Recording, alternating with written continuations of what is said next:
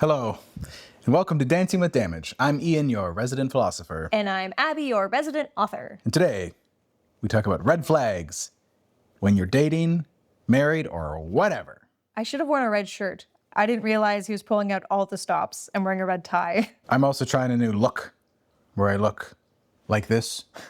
Is it good? I feel like last episode we talked about Vin Diesel a lot. I feel like he never really left your brain. I feel like you're trying to emulate him a little bit. Yes. And I wore my red tie in celebration and commemoration of the red flag episode.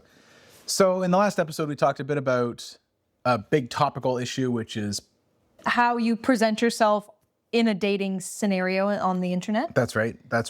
Check it out if you want to know more. That's right. No spoilers. Good one, Abby. I almost spilled the beans. But the beans are in the bag. Now, the beans come in a bag? In a tin? In a can? I can't eat them. They're legumes, so... And they're in the can, so I can't eat them because my teeth are not sharp enough to go through the can. Like those fish. Oh, yeah. Watch out. Watch out for the fish. So, Abby, how would you like to start off? Well, I was thinking, so let's assume you've met someone either organically or via the internet or through a friend or something, and now you're on a date. And this could be equally applicable on a first date, on a 500th date, 1 week into the relationship, or 10 years into the relationship. Obviously, there are different factors to consider, but we're talking about things that should be considered in the whole. And especially earlier in a relationship, if a lot of these red flags exist, it might be a signal to bow out and see if you can find a more suitable partner for your life. Oh, there are so many. So let's start with, Abby, why don't we start with you? Let's say you were on a date with me, okay? In this scenario, we are not married. Oh. I know you can go on dates with your married partner. Yeah. But let's pretend you and I had met, we were on a date. What are some things that I could have done to throw up a red flag? Well, one that's sort of unique to me and 10% of the population is I'm anaphylactic. So if you did not take my allergies seriously, so if I told you, hey, I can't eat these foods, I usually try not to go to restaurants because it's annoying and I get that.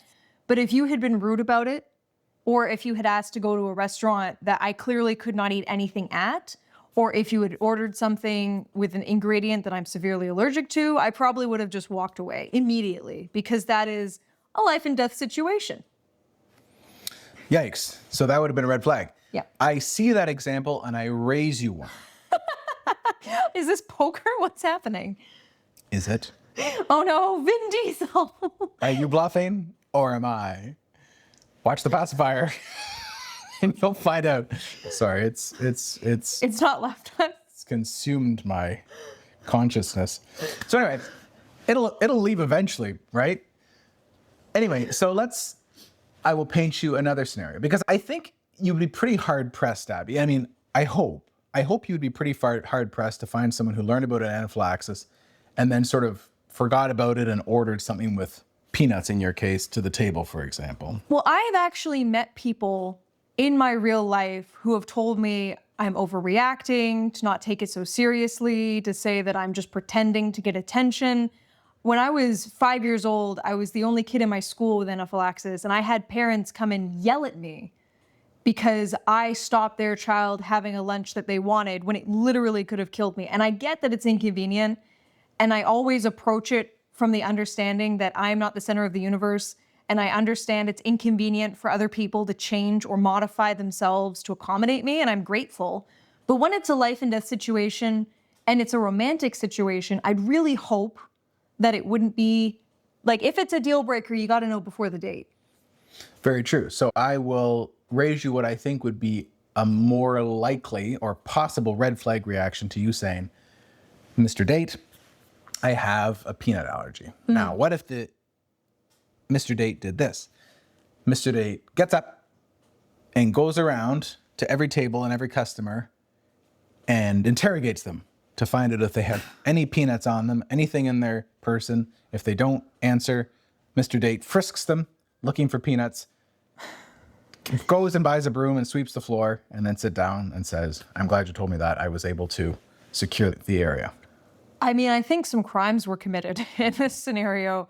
So unfortunately, that is a red flag. Although I would in part appreciate that they cared, but I think going to an extreme, even if it's with good intentions, is a red flag, because what are they going to do in real life? Also, you can't frisk people and demand things from them. Those are crimes. Police will be called. You will be a witness in trial. It's not a good thing. That's right. So I would counter that red flag. I agree that what Abby said is a very good red flag to raise. And I would posit that an over display of gallantry or an over display of interest is another red flag. Because let's take another example. Let's say Miss Date says to Mr. Date, I really like this specific kind of rutabaga. I love it. I'm studying it in my thesis, and I'm really obsessed with this rutabaga. And Mr. Date, actually, it would be kind of sweet. I was going to say Mr. Date goes out and, decorates his whole place with these rutabagas. No, that would be sweet. That would be a green flag. That's kind of sweet. I think maybe what you're trying to get at, instead of an accidental green flag, would be maybe if you like a TV show that a lot of people like The Office. Everyone who I know and I've talked to about the show enjoy it. It's got a lot of merit. And it's possible and likely that somebody you'd be talking to has heard of it and may have enjoyed it themselves.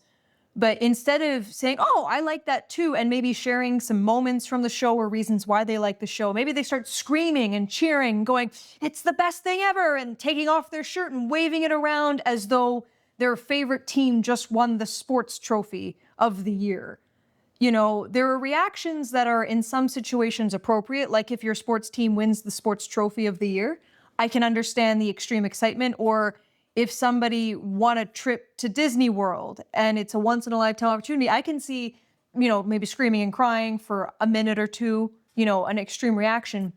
But if somebody reacts that extremely when you're having a conversation and it's sort of a normal thing to say, that would be a little red flag for me, or maybe a big red flag, depending on how extreme the reaction is. That's right. An over display of something that we know the other party is looking for is a red flag. An easy example is Archie, our corgi. Archie, one moment, please. Archie. Ooh. Archie is a corgi. He is. Now, you just saw me have to reach over and grab Archie. I had to get him. He was about 1.5 meters away. Now, when I have some food, Abby, where is Archie?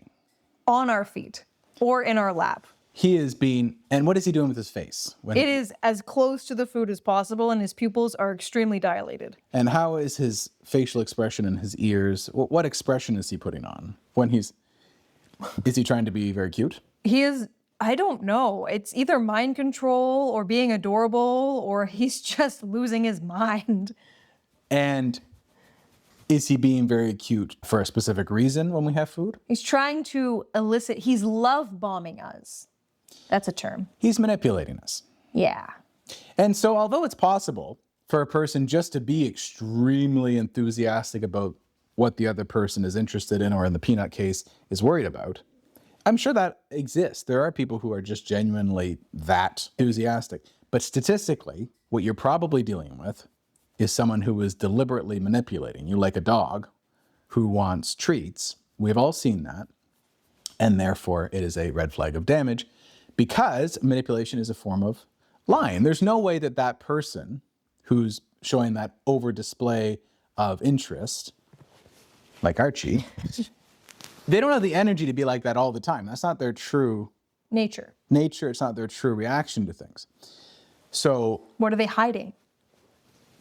A lie to get some sort of reward or attention or whatever the seeking behavior is meant to get. Usually in dating, could be something sexual. Or another date. Would, to me, be a red flag. Okay, so what's another one for you, Abby? If somebody is rude to other people, I think in general it's a red flag. If somebody is rude, especially to people who they believe they are a station above. And I'm not saying they are above a person, but I'm saying, let's say you go to a restaurant technically, the server is somebody who is working for you in a way that evening. Technically, they are there to serve you, in a sense. I know, the furry corgi is furry. Oh my God, I look down at the triangle here. Sorry to cut you off. I don't know if you can see that. Let me highlight this. Archie, any comments on this? He's like, no. No, it's on his head, it's a wig. Okay, sorry, so the server, what? So let's say you go to a restaurant and somebody is really rude to the waitstaff, or they're rude to a valet, or they're rude to somebody working in a grocery store. And their perception is, let's say they're a doctor, which is considered an important job in society. There's dog fur all over your face. I need to go to the groomer now. But let's say, they feel that their job has a lot of prestige. They had to work really hard to get that job and they make a lot of money at that job. Therefore, they feel their social class is elevated. Objectively, there are people who feel this way. Mm-hmm. And let's say because they are a doctor and they feel that they deserve a certain level of respect in society, anyone who has a job they deem lesser than, they treat poorly. That is a huge red flag. You have to treat all humans equally as well, unless they give you a reason to treat them otherwise. If someone's being rude to you, I can understand if your first instinct isn't to say, well, have a good day, sir. I mean, maybe they'll show a green flag if you're willing to keep your composure. But if somebody is doing their job and you treat them poorly just because you think their job is not as good as your job, that is a huge red flag. There is an old expression. You can tell the nature of a person by how they treat those who they have power over. That was well said. It's actually not me. So in the Bible, Jesus says, at one point, he says, if you treat your friends, I'm paraphrasing, but if you treat your friends well, what are ye doing more than others? If you treat also your enemies and other people well, then you're doing something exceptional. And so when I was talking about waiters or people who are employees and so forth, the customer does have power over them because the employee is maybe getting a tip or their job performance could come under scrutiny with a bad review. So the customer does have a lot of power over them. People have power over their pets. You can tell a lot about a person, as Jesus said, by how they treat those who they're not trying to gain anything from. So that's a good thing, first of all. The second thing is I see that example and I will raise you one. I didn't know this was example wars. I feel like this is an HGTV show that's going to write poorly. It might. So here's... Did you run out of coffee already? I need a refill. Also, my tie is all cattywampus. That's a good word. I like that word. Yes, cattywampus. The world has gone cattywampus these days. What I was saying is in relation to Abby's comment. So she's talking about how people who have risen high in the perceived social hierarchy, so people with university degrees sometimes will feel superior, people in positions of power. Look at what's happening in the States right now. We have the people who were appointed to important positions in government, and you can see how their behavior is in terms of thinking themselves above reproach. Above the law, above Congress. These things, right? It's that old expression, power corrupts, basically. Ultimate power corrupts, absolutely. Whatever you want to call it. But the point is, we know from the social blueprint that actually your station in society on the perceived social hierarchy has nothing to do with the quality of your soul. And indeed, we know the soul from the social blueprint is a measure of how you're fulfilling the purpose of life and how you're making sacrifices to truly improve the lot of the next generation, which was the purpose of life given to us by our good friend Darwin, or more specifically, evolution. So because most jobs in modern society, even a physician, even a lawyer, even a judge, most jobs don't have a direct connection to the work they do and making true fundamental changes that are going to improve society for the next generation. Most of these perceived high-ranking positions tend to more be about managing issues but not stopping them. That's a good point. And so because of that, the soul of a person in these important positions, even though they're paid well and are treated with great deference, is probably the same or worse than everyone else's. And I say or worse because if you have a privileged life, and often people who are in positions of social power have had privileged upbringings, if you have a privileged life, you actually have a greater duty to try to fix social issues. And again, it's not me. Our pal Jesus. Abby and I aren't religious, but we think Jesus was a swell guy. And he said some good stuff. I mean, the guy was killed like pretty early on. Like he didn't live that long. But in that time, he was on fire. His tour in the Middle East there, when he went on tour, man, he was getting crowds. And he was saying some things. One of the things he said was, if I give you 10 pieces of silver coins, 10 silver coins, you have to bring back another 10. If you don't, there will be rending of garments and gnashing of teeth. If you had to rend your teeth, go see a dentist. Don't do that. So anyway, that totally separate issue. And so I agree with Abby's red flag. If someone is acting superior because they have a lot of wealth or because of their role in society, unless there's really no way around it, because a truly wise and kind and soulfully enriched person would never treat people badly, no matter what their station. Yeah, they're totally detached. Again, our pal Jesus said so, and we agree because based on the philosophy. And I'll make an example, Abby. Let's say there was a desert island. Okay. I mean, there are desert islands. We don't have to pretend. Okay, it's a nice one. It's a nice island, but no fresh water. Oh. Okay, so it's in the ocean. I was like, in my head, I thought you said no water, and I was like, how is it an island with no water? What is happening? It was a dry month. Okay. And people are shipwrecked there. And one person says, I shall be chief. And this person takes a bunch of bottles and scoops up water from the sea and says, I have all the water. So you have to respect me and listen to me. What would the other shipwrecked people say? Enjoy your water. We're going to go over here and desalinate some other water. They're saying, actually, we're going to go over and talk to the person who has a little bottle of Evian. Because that's potable, right? So in the same way that salt water is not actually a reason for any interest, because even though it's water, there's nothing you can do with it. It doesn't truly quench what these people need.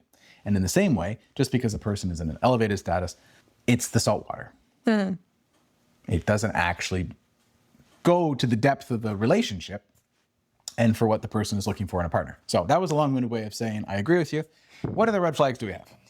Well, I'm still out of coffee. I was out of coffee last time I picked up the cup. She's confiscating it. I can't keep watching you pick up your empty. You can have some of my water.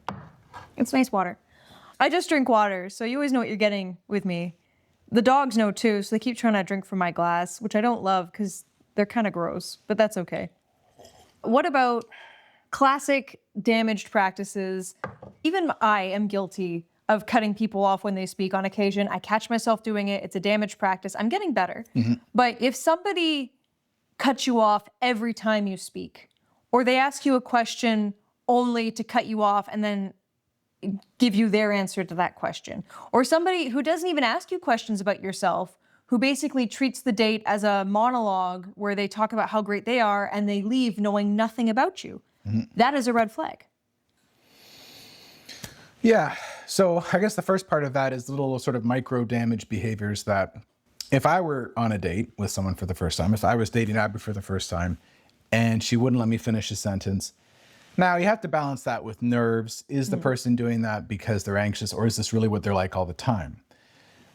That's why it's important to kind of assess these things as they go. But it's pretty obvious when it's a chronic issue and not just an anxiety issue.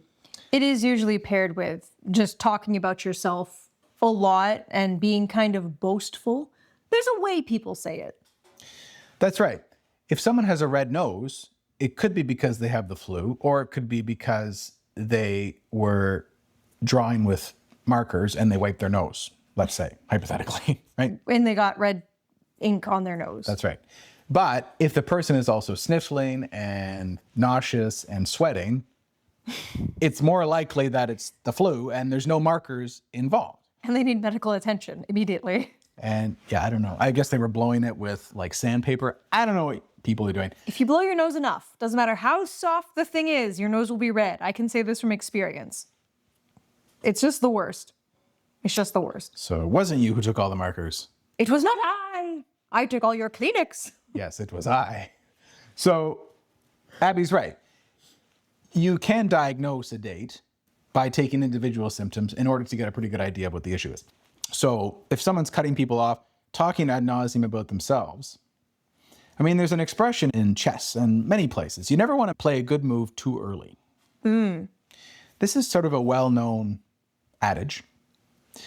And in the same way, on a date, if someone is sort of blowing their own horn kind of thing, it's not a situation where still waters are running deep. It's a situation where the rapid river is turbulent and shallow. And that is what we've observed with people who, in the first couple of minutes you interact with them, you basically know the highlights of their life and the most praiseworthy things they've ever done and how much wealth they have. And this ties into what you wear on a date. If someone comes to the date to display a Rolex or Louis Vuitton, Prada, very expensive. And I mean, it is possible it's just your nicest outfit, but I find that as a separate form of damage, if you wear a lot of brand names, generally speaking, you're only doing that to signal wealth, because I don't think there's anyone who can honestly say that having a brand name plastered all over you is an attractive look. I think that there's a difference between if you had a Prada dress that's just black and it happens to be Prada, but you wouldn't know from looking at it, that could be just a nice dress. Whereas if you have a bag that just says Prada, Prada, Prada, Prada, Prada, Prada, Prada, and you're wearing a jacket that says Prada, Prada, Prada, Prada, Prada, Prada, Prada, that is more wealth signaling, which is a damage practice, because who are you wearing that for? Do you really like that? Do you? Or do you just want other people to know you have enough money to buy that stuff, to show that you have, in your mind, an elevated status? it's just like what we talked about with scantily clad photographs. The message of wearing flashy, expensive things that are meant to be known as expensive things is shining a spotlight and focusing a magnifying glass on an aspect of a person which is truly not connected to their actual worth as a partner. And just the same way we talked about, if you were advertising for pies, you wouldn't market the box over the pie. You would market the pie and the box is secondary.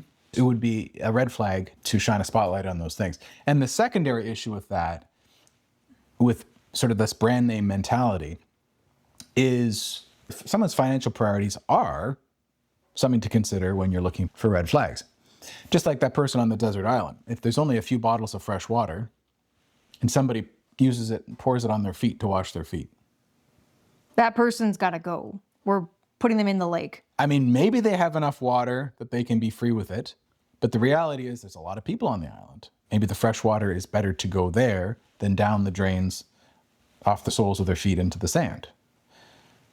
And it's questionable whether or not that person had enough fresh water to begin with. So all this to say, if you have a commodity like money, which is getting harder and harder to get a hold of these days as the wealth gap broadens between the ultra rich and everyone else, to show that your priority is to spend it wastefully is another red flag, on top of focusing the attention of the other person on a meaningless aspect of someone's essence. Yeah, if you want a partner, generally you want someone whose financial goals match and align with yours, so you can... I just realized I'm taking all of your fresh water. You can. It's okay. There's more. I want it. We have a well. It's okay. It's unlimited. Never. I will get you more water. This is mine. Okay, that's fine. We are married. What is mine is yours. That's fine. What was I even saying? I don't know. It was something about the wealth mentality. Either way, It's important to have someone whose financial virtues align with yours, because let's say you have a goal to buy a house. Currently a difficult goal, but attainable depending on your goals and how you spend money and how much you make. So let's say you both want to get a house, but somebody who makes $100,000 a year, 70,000 after taxes as a guess, they spend 40,000 of that buying things like luxury perfumes and purses and dresses, and they put down payments on expensive cars. Those are damage signals because they can't afford a lifestyle like that. And then the amount of money they have left over after taxes, after they spend all this money, means they probably have a lot of debt. And they're incurring debt not for good reasons, like a mortgage or paying off student debt, or in the financial crisis, buying groceries that they need. That does happen. But if you're going into debt to buy things you don't need to survive, not essential items, going on vacation, stuff like that, that is a huge red flag, because chances are those mentalities and those habits are not going to change. And likely, if you get married and there's no kind of agreement between you, like a prenup that says that your finances are separate, then they might rope you into their debt. Because once you get married, I think legally your debt is your partner's debt. I think it becomes their problem. Yeah, so there's nothing wrong with being not wealthy. In fact, most of us in Canada are going to live most of our lives in debt. And, you know, that's how it is at this time. That's how it is. But if a budget is unsustainable because of the purchase of luxury and non-essential goods, that's a clear red flag. Again, just like pouring the water on your feet instead of using it to drink when it's a precious commodity. Okay, what's another red flag? Why don't you give me one? I've given you the last three, I think. Oh yeah, let's think of more. So we had interrupting, what people are wearing, if they're talking about themselves first. If they're wasting money. Yeah, if they're wasting money. I would say, you know, this one may not be very popular, or I wouldn't say popular. It's tough on it, especially on a first date when topics are limited. But if you look at levels of conversation, I tell this to people, and it's not something I made up, it's something I heard. The people are always fascinated to hear it, so I'll say it in case you haven't heard it. There's sort of 3 levels of quality of discussion. Ooh, I do like this. Everyone likes it. I don't know why. Again, take no credit for it. I can't. I take credit for remembering it and saying it like one time, and then the reaction was like I was an alchemist. I don't want to be an alchemist. That's what I want to be when I grow up. So the expression, which again isn't always fully true, but it has a ring of truth to it, is that a sort of lower quality conversation is talking about other people, like gossiping. A medium level conversation is sort of talking about events in the world. And a high level conversation is talking about ideas. Now, obviously, you can't sit over crab cakes and only talk about Ideas. Like from whence does the crab spawn, whatever. But, I mean, a really green flag would be maybe somebody talking about their goals in life, because that could be more idea based, right? Or maybe some aspirations they have. That would be my equivalent of a first date kind of idea based thing. Events are normally things like politics, climate change, which are important to talk about, but shouldn't be the only type of conversation you have with people, right? If you're gauging the person, as you get more comfortable in a relationship, like an old shoe, you're more comfortable broaching issues and topics that can be seen as thorny. Like there's an old expression, you never talk about money or religion or politics with people. Yeah. And so you wouldn't really do that on a first date. You might push the boundaries a bit, but that's normal. Like if you're looking to buy a house, you might go through the house and you wouldn't rip off the drywall to see if there's mold in the walls. That's a crime. But you might kind of maybe jiggle the faucet. Is that loose? Or like maybe Run the water, flush the toilets. Yeah. See if something leaks. a little recon. And then if you hire a housing inspector to do that other work, if you feel it, you get to that point, then it's the time to do it. But the point is, in a sort of a first date, which is sort of what we're talking about, and early dates, I would say you can't hold it against someone if they're not delving right for the jugular of the most important issues in a person's life.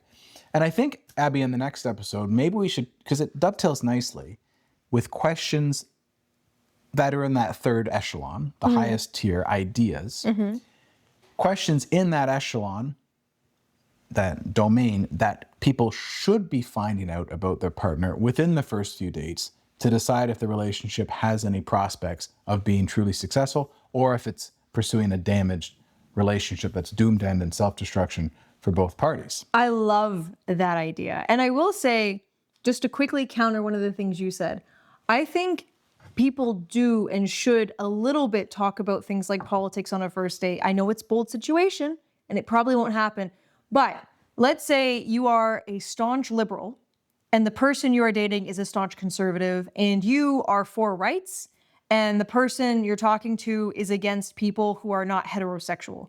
For me, that would be an immediate deal breaker. If you are going to be ignorant and a bigot, then I have no interest in having any kind of relationship with you. So that's the kind of thing I would want to know on a first date. You don't have to get too into it, but you can sort of get the gist, like to be very bold and talk about America. If somebody comes up guns a-blazing as a hardcore Trump supporter, that would be enough for me to end that date and just walk away, you know? So I think that would be, I guess that goes into a little bit of next episode, but you just made me think of it. I did. And you know, the nice thing about really radical people on either side, there's the political spectrum is vast and radical notions can come from anywhere. We do often find it, as Abby says, in the more right-wing ideology, especially nowadays. But the nice thing about those people is they tend to advertise it without you having to say very much. Yeah, usually they bring it up themselves because they're proud of it, maybe? Well, we go back to the philosophy of damage. Social Blueprint teaches us that, teaches us like we didn't just write it. We argue, based on the theory of damage, that part of damage in the self-destructive tendency is to deliberately, subconsciously, but deliberately drive away healthy relationships, keep them at arm's length, and do so in a quick and brutal fashion. So that the damaged person who's heavily damaged will live their whole life ostracizing themselves from good company, which is a very sad existence. And so the why, under the theory of damage, we see radical people often spontaneously erupt with, you know, what is obviously antisocial statements, is because subconsciously they're so damaged that they're going to send up that pirate. It's like a pirate ship that throws up the pirate ship flag. Well, any honest vessel is going to steer clear. And so that's exactly what these poor people are doing, is making sure that no one healthy approaches them. And just like Abby says, you bring that up, I walk out of the room. It's the right reaction, and it's so sad for both parties who have now wasted their time, and especially for the first party who will never find fundamental happiness. And that's why the social blueprint is very important, because even though we have the reaction of anger towards that group, it's important to realize that their misery on a fundamental level is much greater than those of us who can see the big picture and can see how bigoted behavior harms the person, but also harms society. That's what damage is. Damage is shooting yourself in the foot, just like the soldier in the first chapter, and the dissolution of the barn, like we talked about in the second chapter. But I don't want to talk about too much about the book. Was that English? I think we'll just call it there. And Abby, what are we going to talk about next time? I love your idea. I think it was really good. So we'll talk about things you should. So this episode we talked a bit, and there are thousands of examples. We'll probably circle back into this topic in the future because there's so many things we could talk about for red flags. It's a fun topic. Yeah, we've hit like 2 of the 15 to 20 things that I could think of. Yeah, it's such a vast topic. We'll probably circle back, but I do love the idea of getting into things you should ask. So now we're not just talking about what to avoid. We're going to give you advice on what to do, on how to trailblaze this. Based on the theory of social blueprints. And it worked for us, actually. These are things that we, outside of the social blueprint, talked about when we first met, even before we started dating. It was kind of interesting. What are you doing? I don't even know. Vin Diesel? I've been dieseling pretty hard. Yes, I will guarantee. I will do it. We will guarantee 5 things that should be asked on a first date, but almost never are, under the theory of the social blueprint. Dang. You cannot find this anywhere else. Because we wrote the book. We didn't even think we could find this because I just made it up, but I will make sure, and Abby and I will make sure you get 5 things. So At least. tune in next time. Have a great day.